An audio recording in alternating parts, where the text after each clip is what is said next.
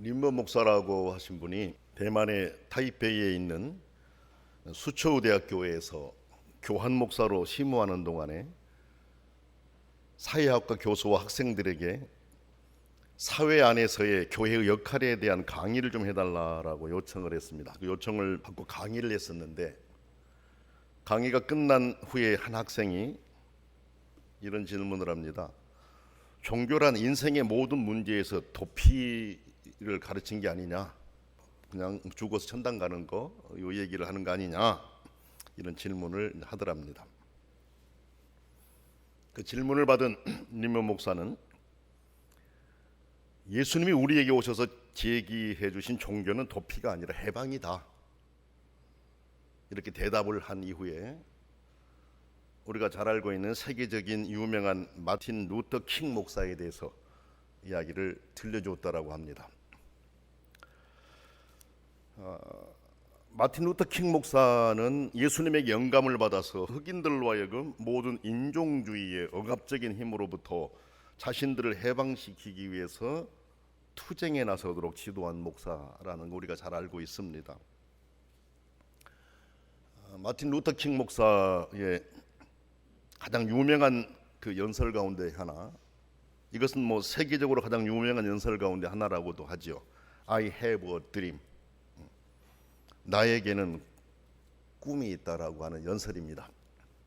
저는 이 내용을 아바 그 가수가 부르는 것들 뭐 가끔 듣습니다. I have a dream이라는 거. 그 연설 내용 중에 몇 가지만 요약해 보면 이런 내용이 있어요.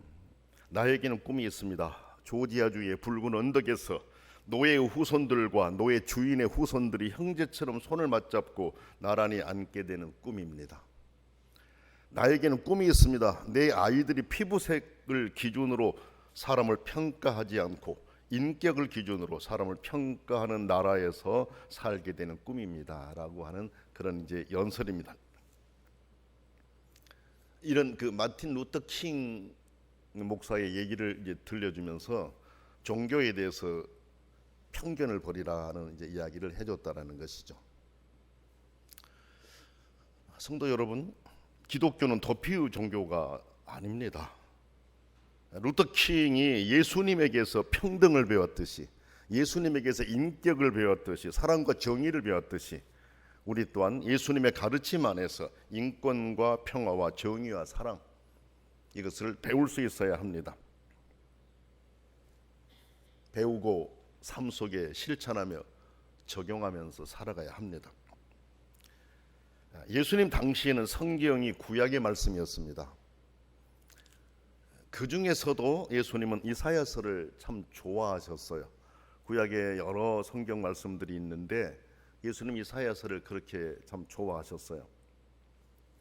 그 이유가 무엇일까? 이사야서가 예수 그리스도에 대한 예언을 참 많이 담고 있습니다. 참 많이 담고 있습니다. 그래서 예수님께서는 공생애의 사건 그 사역 기간 동안에 이사야서를 많이 인용하셨어요. 이사야 선지자가 오리라고 예언한 메시아가 바로 나다. 이거를 예수님은 증명하기 위해서 이사야서를 많이 인용하셨다, 이렇게 볼 수가 있겠습니다. 오늘 말씀도 메시아에 대한 예언의 말씀입니다. 예수님은 이 말씀을 인용하시면서 이사야가 예언한 그 메시아가 바로 예수님 자신이다라고 하는 것을 분명하게 하셨습니다.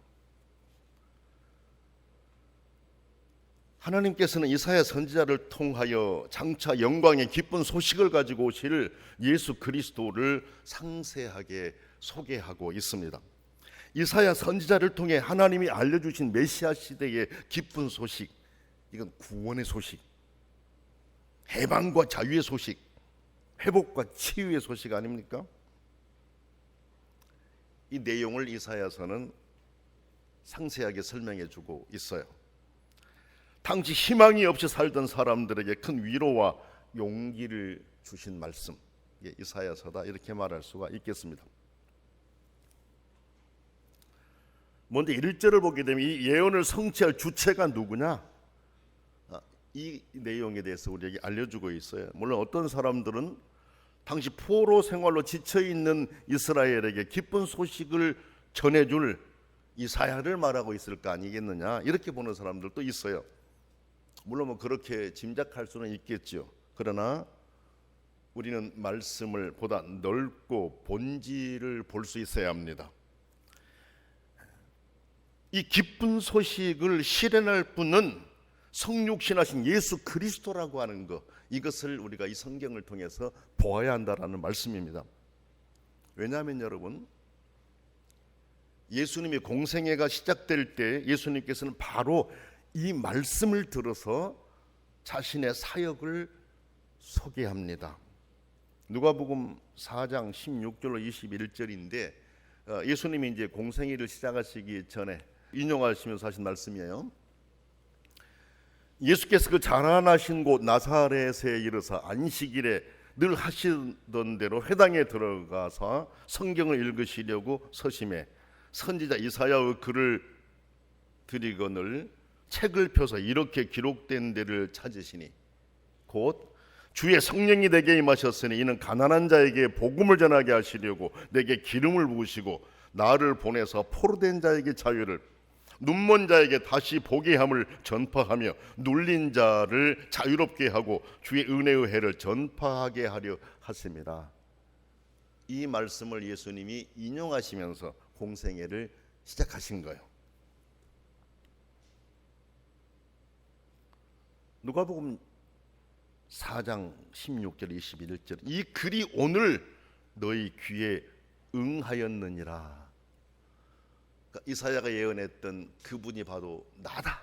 이제 내가 이사야가 예언한 그 내용을 사역으로 펼칠 것이다. 이렇게 이제 주님이 선포하신 것이죠. 그렇습니다, 여러분. 예수 그리스도는 이 세상에 임하시기 오래 전부터 인류의 구원을 위해서 약속되신 분입니다.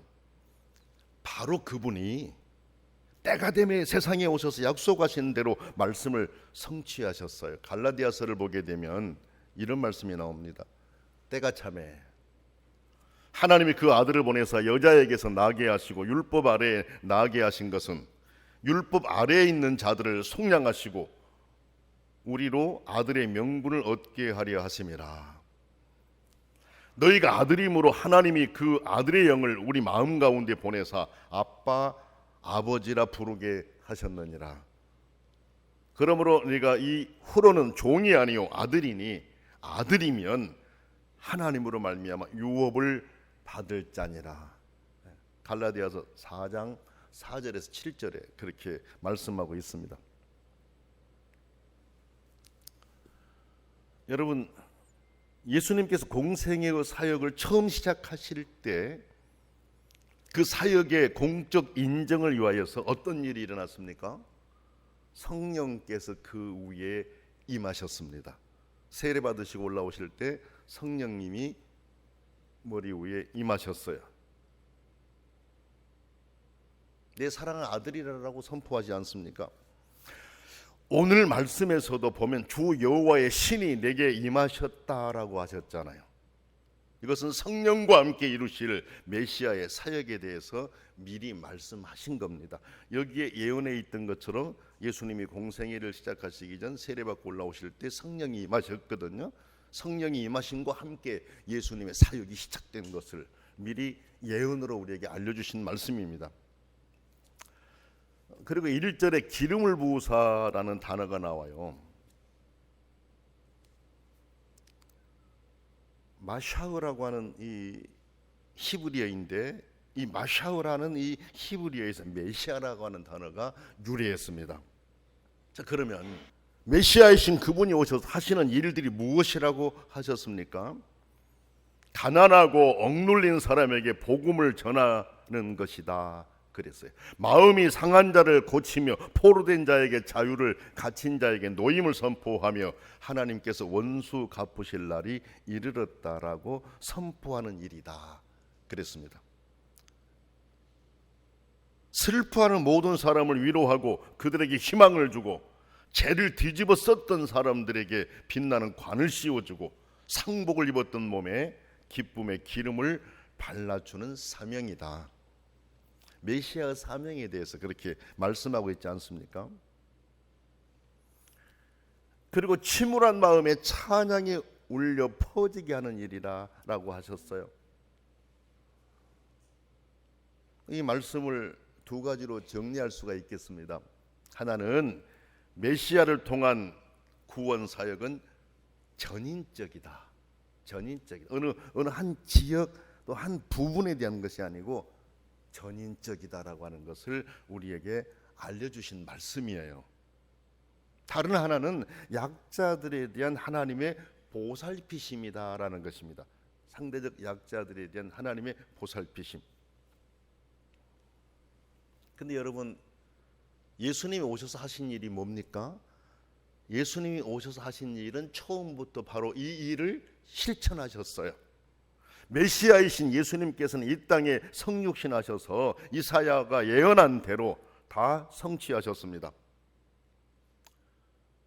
성경을 많이 읽어보신 분들은 그 예수님의 공생의 기간에 어떤 일을 하셨는가 아마 다 머릿속에 떠오를 거예요.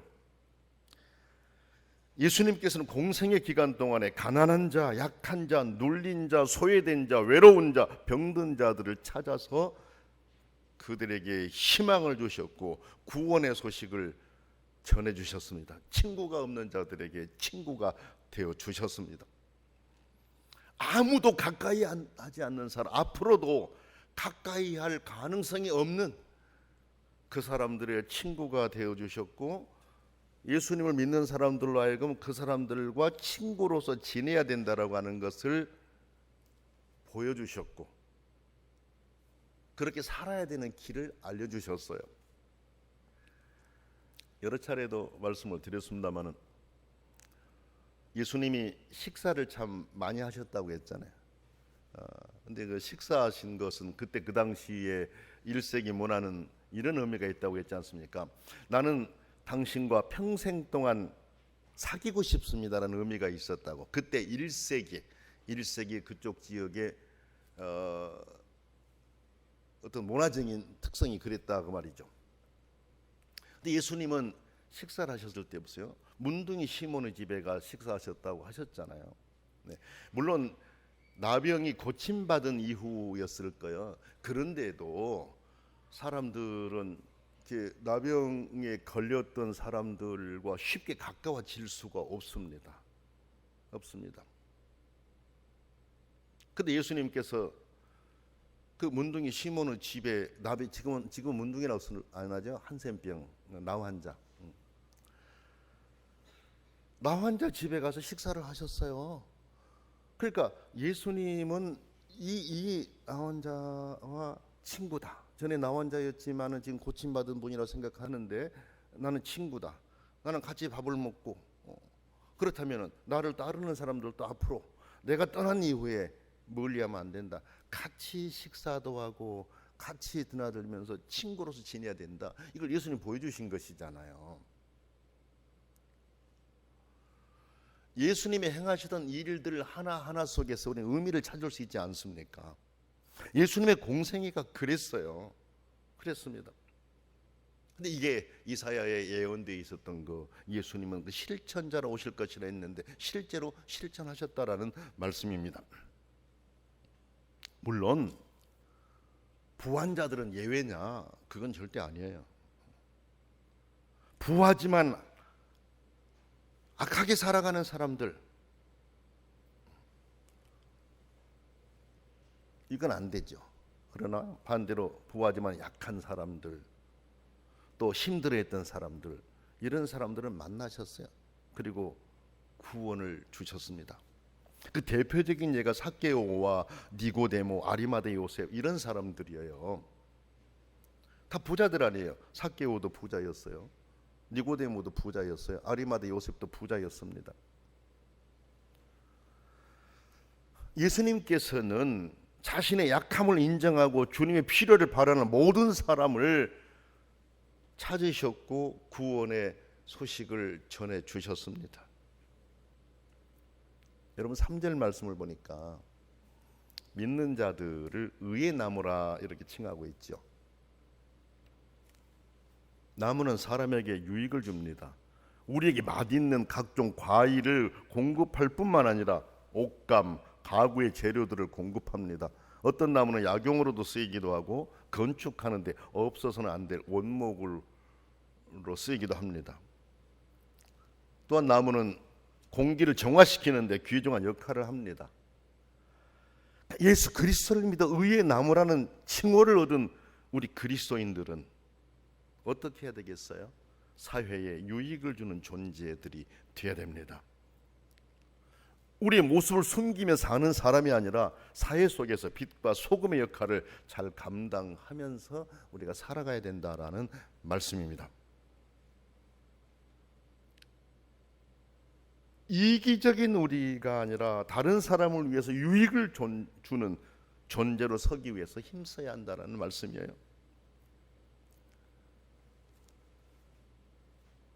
예수님의 신실한 제자가 되어서 세상의 부패한 공기를 정화하는데 혼신의 힘을 다하는 그런 그리스도인들이 되어야 한다는 말씀입니다.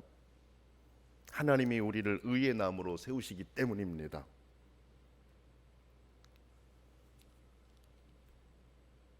예수님은 세상에 오셔서 사랑과 정의를 위해서 평화와 인권을 바른 방향으로 돌리기 위해서 얼마나 바쁘게 움직이셨습니까, 여러분? 물론 영원 구원의 가르침을 분명히 하시면서 구원 얻는 자들이 그렇게 살아야 된다라고 하는 이것을 심어주신 것이죠. 예수 믿는 사람들의 예수 믿고 구원 얻어 하나님의 자녀가 되었으니 하나님의 자녀된 자의 삶을 살아가야 된다라는 것이죠. 예수님의 본을 받아서 그렇게 살아가야 된다라는 그런 말씀을 우리에게 심어주신 겁니다. 우리는 흔히 예수님은 부자들을 대적하셨다고 생각하기 쉬운데 절대 그렇지 않아요. 누가복음 8장을 보면 예수님은 많은 여인들이 자신들의 물질로 예수님의 사역을 도왔다라고 했잖아요. 그리고 예수님께서는 비유를 통해서 많은 말씀을 하셨는데 예수님이 비유로 말씀하신 그 부자들에 대한 비유도 보면은 탕자의 비유라든지 달란트 비유, 잔치를 베푼 사람의 비유 등 부한 자들의 비유를 들어서 설명하신 내용들이 참 많이 나와요. 물론 부자와 나사로의 비유나 자기만 생각하는 어리석은 부자도 있었어요. 그러나 예수님이 비유로 말씀하신 부자들 가운데 좋은 부자들에 대한 내용이 나옵니다. 중요한 것은 뭐겠어요? 그렇다면 부 자체가 문제가 아니라는 거죠. 부 자체를 부정하신 것이 아니라 어떻게 사느냐를 보고 평가하신 거고 그리스도인으로서 어떻게 살아야 되는지를 알리신 것이다. 이렇게 보면 좋습니다. 성경을 보면 이웃을 사랑하고 이웃에게 도움을 주라고 하셨잖아요. 가난한 사람을 도우라고 하셨지 않습니까? 그렇다고 하면은 도우라고 했으면은 있는 것이 전제되지 않아요. 나누라고 하셨으면 가진 것이 전제되어야 되잖아요. 돕기 위해서는 가지고 있어야 도울 수가 있어요. 나누기 위해서 내 것이 있어야 나눌 수가 있기 때문에 그렇습니다. 그러므로 메시아이신 주님은 가난한 자나 부한 자나 약한 자나 강한 자나 누구라도 자신을 비우고 심령이 가난한 자세로 사는 사람들에게 구원의 기쁜 소식을 주신 것이죠. 이것은 막스가 말하는 소외 사상과 예수님 안에서 찾을 수 있는 소외 사상의 차이입니다. 막스는 부자와 가난한 자로 나누어서 무조건 가난한 자의 소외를 말하고 있잖아요.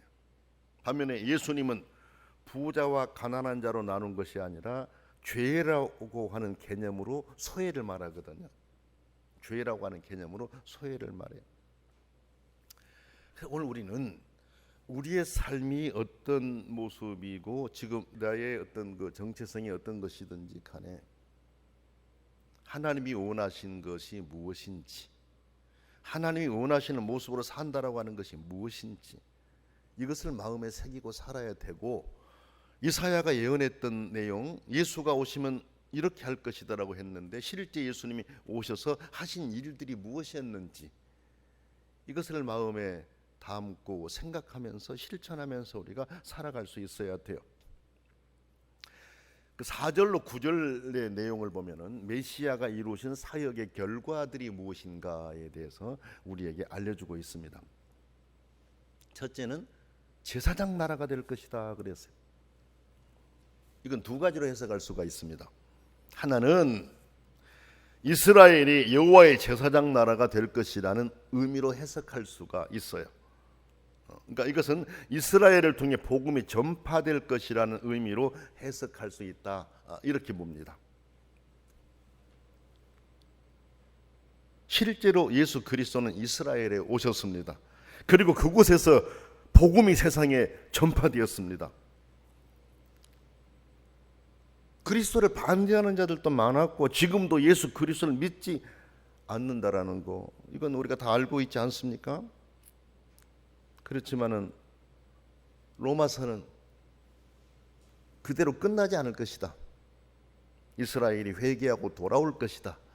이것을 로마서를 통해 우리에게 보여주고 있어요. 그날이 언제인지는 모르겠어요. 세상 끝나기 전에 이스라엘이 난 돌아오리라고 봐요. 회개하고 돌아오리라고 봐요.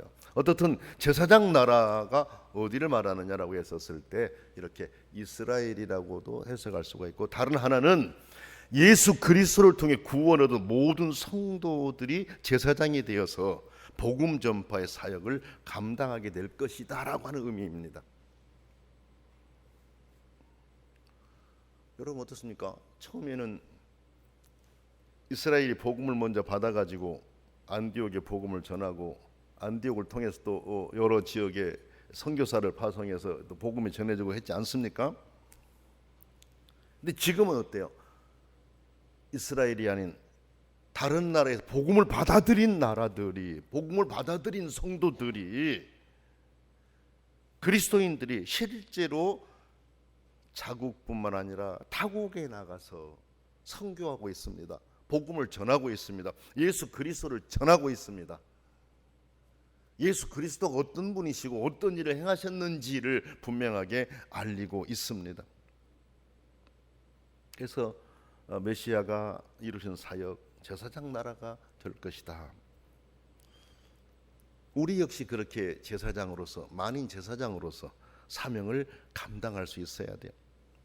두 번째 말씀 보니까 불의가 없어지고 하나님의 정의가 세워질 것을 말씀하셨잖아요. 메시아가 오심으로 세상이 너무나 많이 변했습니다. 얼마나 많이 변했습니까? 그리스도의 복음을 받아들인 나라들에서부터 변화가, 평등의 바람과 정의의 바람이 불기 시작했습니다. 우리가 잘 아는 대로 기독교 복음주의의 부흥으로 인해서 19세기에는 노예제도와 노예무역이 폐지되고 감옥제도도 상당히 인간다워졌습니다. 공장과 광산의 환경이 개선되고 가난한 사람들이 교육을 받을 수 있게 되었습니다. 그리고 노동조합도 생겨나게 되었습니다. 그 이유는 그리스도의 복음이 그 어떤 사상보다 일반 대중의 도덕적 성품을 변화시키는데 많은 기여를 했기 때문이다, 이렇게 볼 수가 있습니다. 예수 그리스도의 정신을 받는 자들이 그렇게 살려고 힘썼기 때문에 그렇습니다. 예수 그리스도의 정신을 바르게 받아들이는 것이 정말 중요해요. 그런데 잘못 받아들이게 될 때 자기들의 권력을 유지하는 데 사용하게 되고 자기들의 힘을 유지하는 데 사용하게 되는 경우가 있어요. 이것은 예수님의 사상을 제대로 배우지 못했기 때문에 그렇습니다. 오늘날도 소위 예수를 믿는다라고 하는 사람들이 전쟁을 일으키는 경우도 있고, 전쟁을 일으켜서 얼마나 많은 사람을 죽입니까? 물론 이스라엘은 예수를 믿는 사람들은 아니죠. 러시아와 우크라이나 전쟁 같은 경우, 세계적인 전쟁들을 한번 보세요. 예수님은 그걸 가르치지 않으셨거든요. 인류의 평화를 위해서 그리스도를 믿는 사람들이 변해야 되고, 그리스도를 믿는 나라들이 변해야 되고, 예수님이 원하신 방향으로 나가야 된다라는 것이죠. 지구상엔 아직도 불의가 행해지고 있는 것들이 너무나 많아요. 얼마나 많은 사람들을 죽이고 있습니까? 이때 그리스도의 마음을 배운 사람들이 함께 기도하고 여러 영역에서 사명을 잘 감당해야 하겠습니다. 역사의 주인이신 하나님은 그들의 죄악을 묵과하지 않으시고 정의를 세우실 것입니다. 다가올 재림의 큰 날을 기다리면서 하나님의 구속을 찬양하고 주님이 이루실 그 일들의 열매를 보이면서 살아가는 그리스도인들이 되십시다. 삶으로 보이시면서 또한 기도하는 우리가 됩시다. 토레이 박사가 이런 얘기를 했어요. 마인이라고 하는 곳에 아주 작은 마을에 교회가 세워져 있었는데, 그 교회가 마을에 아무런 영향도 주지 못한다라고 생각을 하고 있었어요. 그러나 어느 날 교회에 성도들 몇 사람이 모여와서 얘기를 합니다. 우리가 이 마을을 위해서 무엇인가를 해야 합니다. 이제부터 기도의 끈으로 뭉쳐서 한 사람을 정해놓고 그를 위해 집중적으로 기도합시다. 그래서 그들은 먼저 마을에서 가장 폐인이 되어 희망이 없는 사람을 위해서 기도하기로 했습니다. 그런데 그가 일주일 만에 변화가 되었답니다. 그들은 다음으로 어려운 사람을 위해서 집중 기도를 했고 그도 역시 변화를 경험하게 되었다라는 것입니다. 기도는 계속되었고 마을에 놀라운 일들이 일어났다라고 하는 것을 토레이는 전해주고 있어요. 성도 여러분, 우리는 우리의 주변과 나라를 위해서 함께 기도하면서 매일매일 의미 있게 살아가야 됩니다. 우리는 의의 나무이며 다가오는 영광의 기쁜 소식을 기다리는 사람들이기 때문에 그렇습니다. 기도하겠습니다. 존귀하신 하나님 아버지, 이사야 선지자를 통해서 예언하신 그분이 예수 그리스도, 우리를 죄에서 구원하신 예수 그리스도이심을 말씀을 통해 들었습니다. 예수 그리스도께서는 이사야가 예언한 대로 오셔서 실제로 실천하시면서 사셨습니다. 하나님의 말씀은 모든 것이 우리에게 구원을 주고 우리가 온전한 믿음에 설 수 있도록 가르치는 불변의 진리임을 우리로 마음에 새기게 해 주시옵소서. 다가오는 주님을 기다리는 저희들, 세상 속에서 하나님의 사람으로 바르게 살게 하시고 진리를 바르게 전하며 살게 하여 주시옵소서. 예수님의 이름으로 간절히 기도드립니다. 아멘.